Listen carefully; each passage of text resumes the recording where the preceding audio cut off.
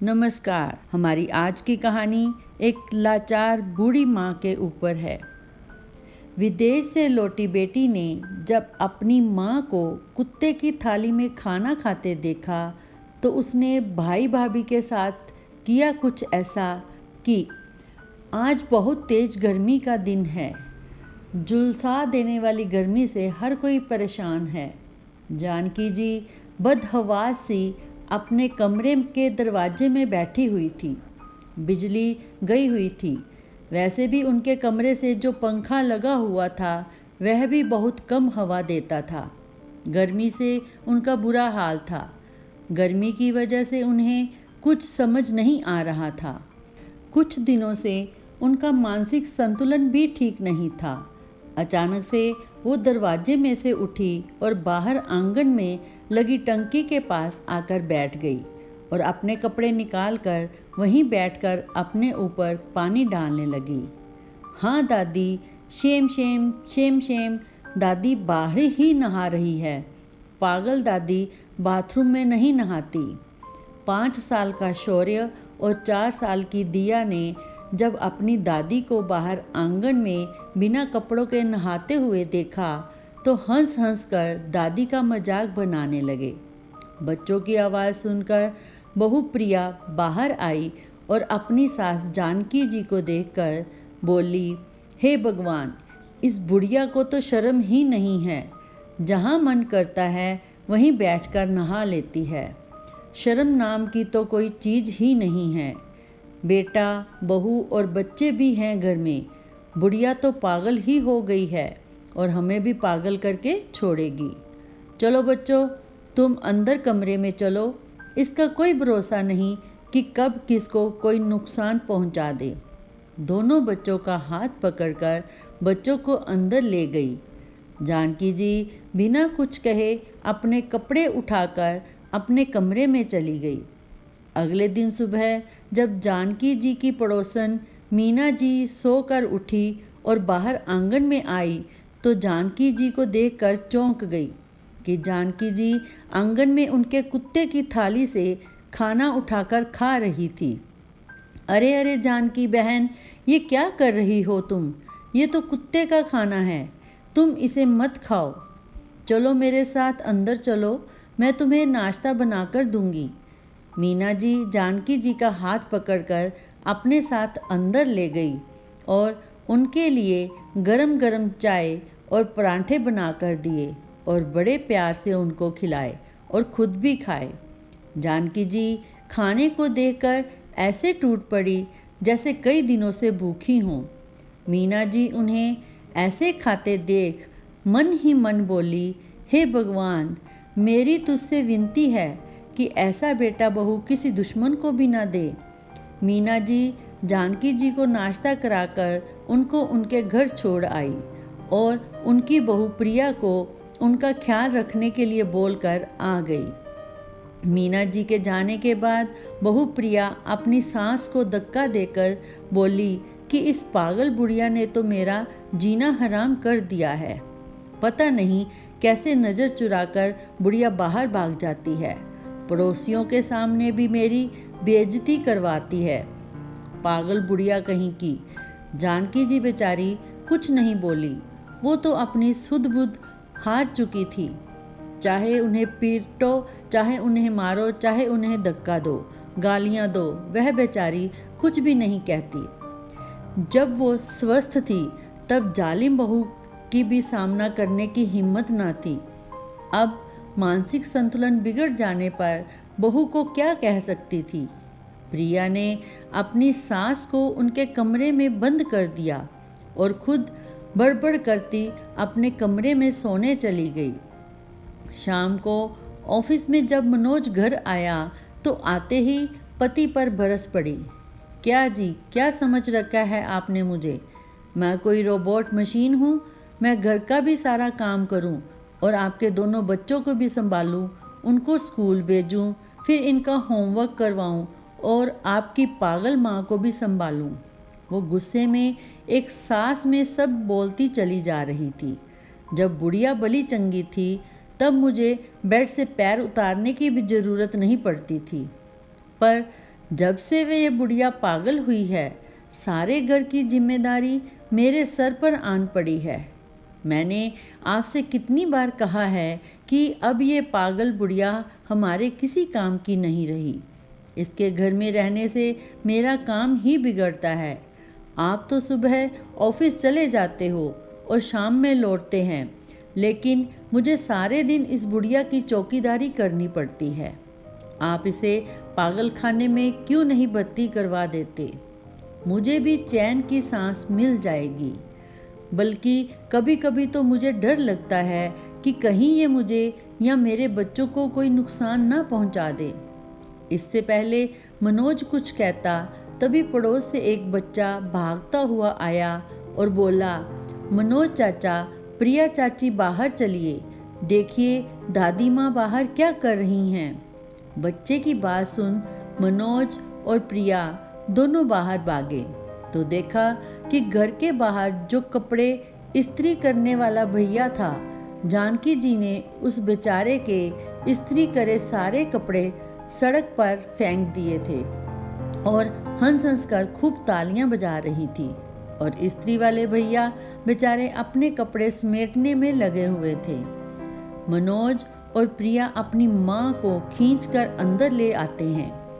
मनोज अपनी माँ पर हाथ उठाते उठाते रुक जाता है और फिर दांत बींचकर प्रिया से कहता है, प्रिया, तुमने जो इसको घर में कमरे में बंद कर दिया था तो बाहर कैसे निकली?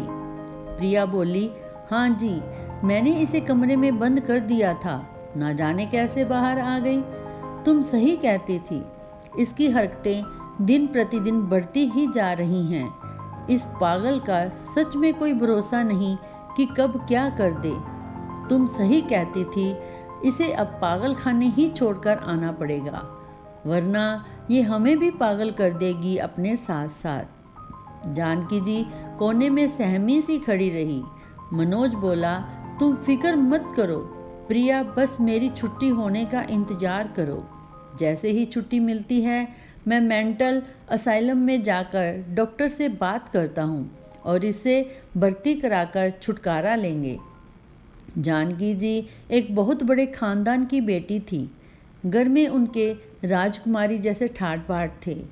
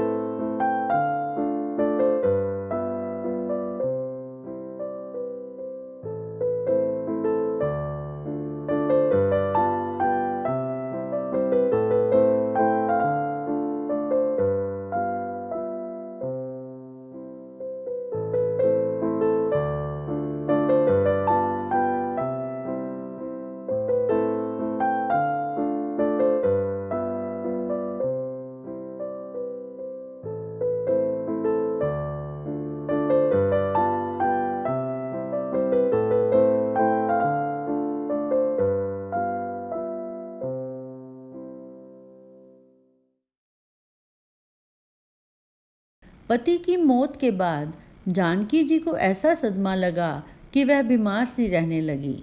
मनोज उन्हें डॉक्टर के पास लेकर गया और सारे चेकअप करवाए, परंतु सारे टेस्ट नॉर्मल थे।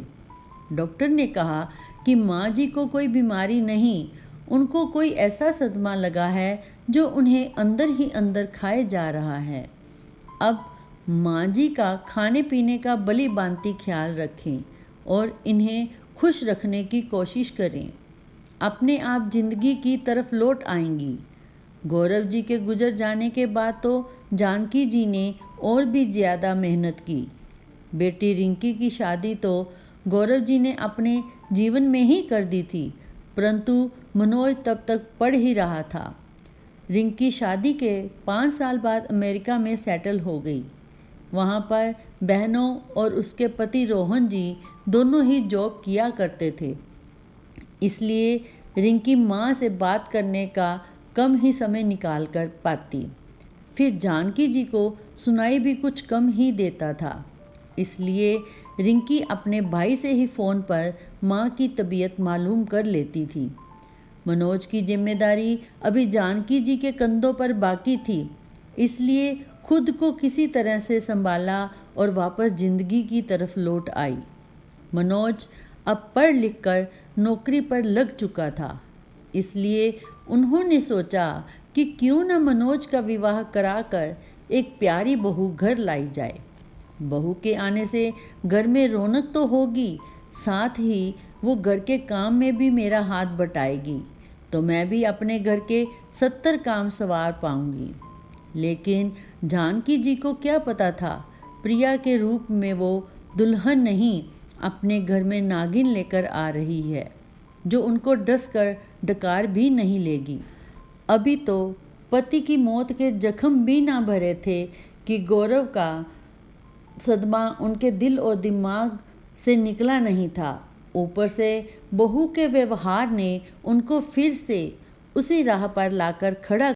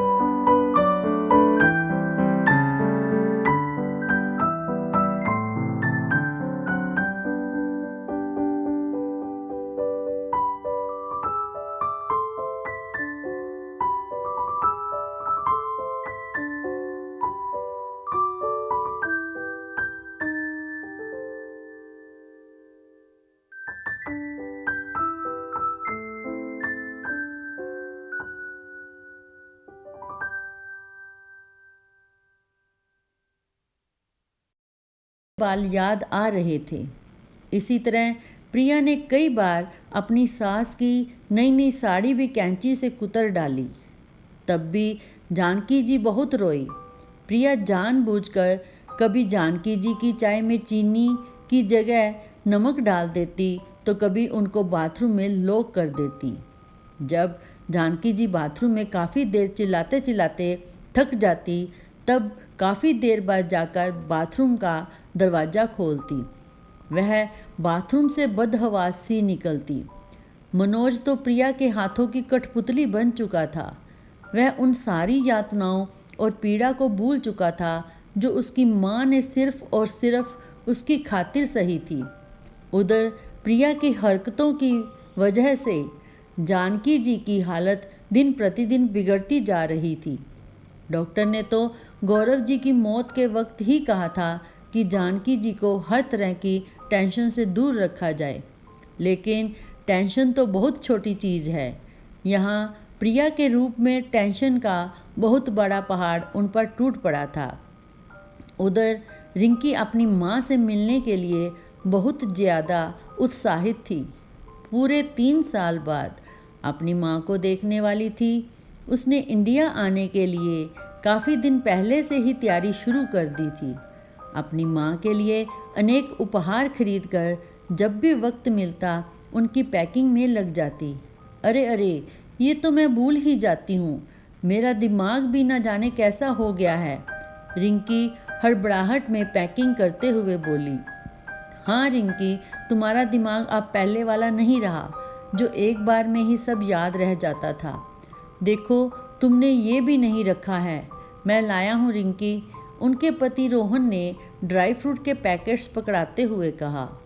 हाँ मम्मी, ये भी नहीं किया, रिंकी के बेटे जय ने अपनी नानी की रिंग देते हुए कहा। अरे हाँ, ये तो मैं भूल ही गई थी। अच्छा सुनो जी, हमारी सब पैकिंग हो गई है, आप फिर भी एक बार घर में नज़र मार लेना कि कहीं कुछ रह तो नहीं गया। ठीक है रिंकी, मैं देख लूँगा। इस तरह उनकी इंडिया आने की तैयारी पूरे जोर शोर से चल रही थी। फिर अगले दिन सभी इंडिया एयरपोर्ट पर पहुंच गई। अपनी धरती पर पैर रखते ही दिल बाग बाग हो रहा था। अपनी आंखों से पूरे 3 साल बाद अपना वतन देख रहे थे तो खुशी का ठिकाना ही नहीं था। एयरपोर्ट से घर आने तक रिंकी को सफ़र के दौरान एक औरत और मिल गई थी, जिसे रिंकी ने सब बातें बताई कि वो 3 साल बाद इंडिया अपने देश घर आ रही है और अपनी माँ की सारी बातें, सारे हुनर बता डाले। आंटी जी, मेरी माँ ऑलराउंडर है, ऑलराउंडर। मुझे गर्व है अपनी माँ पर। कोई काम ऐसा नहीं है जो फिर ना आता हो, हर काम में परफेक्ट है मेरी मम्मी, रिंकी ने बड़ा इतराते हुए कहा। उसके बाद, हाँ बेटी, होगी ही तुम्हारी माँ बहुत ही हुनर वाली। पहली औरतें तो बहुत माहिर होती थी हर काम में, लेकिन तुम्हारी माँ बहुत संस्कारी है, ये तो तुम्हें देखकर, तुमसे बातें करके ही पता चल चुका है। रिंकी अपनी माँ की तारीफ सुनकर चहक उठी। बातों बातों में सफ़र कब पूरा हो गया पता ही नहीं चला। अब आंटी जी को भी अलविदा कहने का वक्त आ गया था। आंटी जी, कभी घर आना माँ से मिलने। हाँ बेटा, कभी मौका मिला तो ज़रूर आऊँगी। ठीक है बेटा, चलती हूँ। ठीक है आंटी जी, बाय बाय। फिर दोनों अपने अपने रास्ते चल दिए। थोड़ी दूरी पर ही उसका घर था। रिंकी की धड़कनें तेज हो रही थी। जैसे ही वो सभी घर के बाहर पहुँचे तो उन्हें देखते ही घर के बाहर कुछ लोग इकट्ठा हो गए। लोगों को अपने घर के बाहर इकट्ठा देख रिंकी घबरा गई। वह गाड़ी से उतरी और आगे बढ़ी तो लोगों में कुछ कहा-सुनी चल रही थी। उसने जानने की कोशिश की तो कुछ पता नहीं चल पाया। बस लोग आपस में खुसर-फुसर कर रहे थे। उसका दिल बैठा जा रहा था। घर के अंदर घुसी तो नज़ारा देखकर उसके पैरों तले ज़मीन खिसक गई। उसकी आंखें फटी की फटी रह गई। पीछे से रोहन और जय आए तो उनके भी होश उड़ गए। उन्होंने देखा कि माँ को जंजीरों से बांधा हुआ है। बिखरे बाल, बड़े नाखून, सूखे होंठ, काली त्वचा, फटे कपड़े, नंगे पैर, हाल बेहाल उसकी माँ सिर झुकाए जंजीरों से बंधी बैठी है। रिंकी की आंखों के आगे अपनी माँ की तस्वीर उतरने लगी। ये उसकी वही माँ है जिसने विदेश भेजते हुए कई बातें याद रखने के लिए बोली थी। वही साफ सुथरी माँ जिसे जरा भी गंदगी बर्दाश्त नहीं थी। वही दिमागदार माँ जो हर काम चुटकी बजाकर कर लिया करती थी। वही माँ जिसने हमें परवरिश दी। ये सब सोचते हुए अपनी माँ की तरफ बढ़ी और नीचे ही फर्श पर माँ के पास बैठ गई और सबसे पहले अपनी माँ को जंजीरों की पकड़ से आज़ाद किया और फिर माँ का हाथ पकड़ा। माँ तो डर गई। माँ, मैं हूँ रिंकी, आपकी रिंकी, आपकी बेटी, आपकी प्यारी बेटी रिंकी। माँ ने उसे गौर से देखा और पहचानने की कोशिश करने लगी, क्योंकि माँ ही एक ऐसा प्राणी है जो पागल भी हो जाए तब भी अपनी औलाद को नहीं भूलती। उन्होंने बहुत गौर से रिंकी को देखा। बोली, रिंकी मेरी रिंकी है क्या? हाँ माँ, आपकी रिंकी। इतना सुन माँ बिलख बिलख के रोने लगी। रिंकी ने अपनी माँ को सीने से लगा लिया। एक तरफ खड़े प्रिया ये सब नज़ारा देख रही थी। रोहन और जय माँ के पास आकर बैठ गए। किस्मत भी क्या खेल खेलती है। 3 साल बाद माँ बेटी का मिलन हुआ भी तो कैसे। फिर रिंकी ने अपनी भाभी प्रिया से पूछा, भाभी यह सब क्या है और ये सब कैसे हुआ? माँ तो भली चंगी थी, तो माँ की ऐसी हालत क्यों, और माँ को ऐसी हालत में क्यों रखा हुआ है? रिंकी ने कई सवाल एक साथ किए। रिंकी के सवालों से प्रिया के चेहरे पर हवाइयाँ उड़ गई। रिंकी अपनी माँ की तरह ही दिमागदार लड़की थी। उसने भाभी के चेहरे को देख अंदाज़ा लगा लिया और खड़े होकर भाभी के पास आई और उसने फिर से वही सवाल दोहराए। तो प्रिया एकदम सकपका गई और बोली, माँ जी पागल हो गई हैं, इसलिए बांधा है इन्हें, सबको परेशान करती हैं। इतना सुनते ही रिंकी ने खींच के एक चांटा गाल पे जड़ दिया। प्रिया चिल्ला उठी, मुझे क्यों मार रही हो?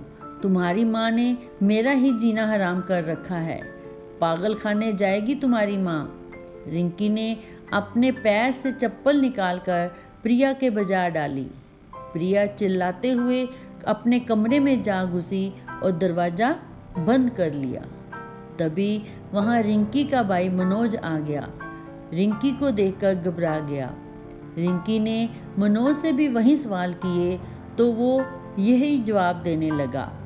रिंकी ने एक खींचकर मनोज को चांटा जड़ दिया। वह गाल पर हाथ रखे एक तरफ खड़ा हो गया और कहने लगा, हम क्या करें जब माँ पागल हो गई है, परेशान करती है।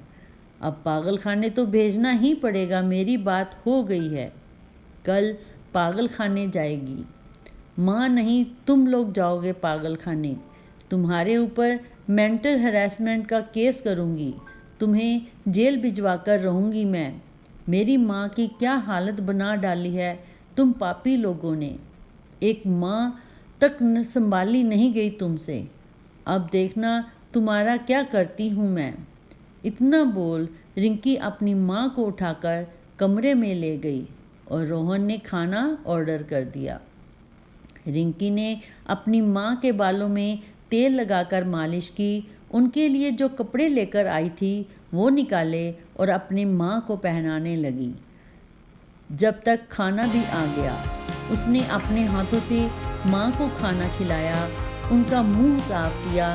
तब तक बाल भी सूख गए। बाल बांधे और माँ पहले की तरह दिखने लगी। अपनी माँ को तैयार करते करते उसकी आंखों से आंसू बह रहे थे। तभी वहाँ पड़ोसन भी आ गई। पति और बच्चों संग रिंकी को देख बहुत खुश हुई और जब जानकी जी पर नज़र पड़ी तो देखती रह गई और बोली, कितनी सुंदर दिख रही है, पहले कभी दिखती थी, आज बेटी के आने से जानकी सी लग रही है। नहीं तो इसे देख मुझे बहुत रोना आता था। लेकिन आंटी जी, माँ के साथ हो क्या गया? उन्होंने माँ के साथ क्या किया जो माँ पागल लग रही है? रिंकी ने बहुत गहराई से पूछा। बेटा क्या बताऊं, जब से प्रिया इस घर में आई है, इस घर को नरक बना डाला है। जानकी ने इस घर को स्वर्ग बनाकर रखा था। इस डायन ने घर को बर्बाद कर डाला। जानकी को पागल करके उनके साथ बहुत बुरा व्यवहार करती थी। इससे ही सारे काम कराती और पति के आगे ऐसे दिखाती थी कि वो सब खुद करती है।